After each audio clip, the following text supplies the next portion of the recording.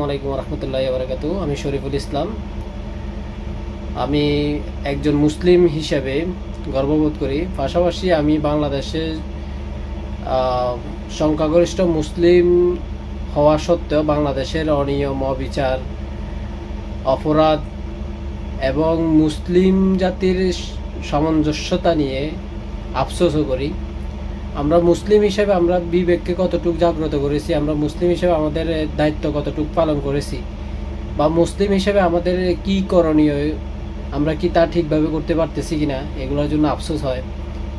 একটি মুসলিম প্রধান দেশে কিভাবে অপরাধ সংগঠিত হয়, কিভাবে জবাবদিহিতার অভাব দেখা দেয়, কিভাবে সত্য মিথ্যার বেড়াজালে মানুষ আটকে থাকে, সত্যকে সত্য বলতে মানুষ ভয় পায়, মিথ্যাকে কিভাবে প্রতিষ্ঠিত করে, এগুলা নিয়ে মাঝে মধ্যে আফসোস হয়। আমরা আসলে আবেগেই কি মুসলিম, না বাস্তবতায় আমাদের মুসলমানের কোনো রূপ আমরা প্রকাশ করি কিনা, এটা প্রশ্ন থেকেই যায়।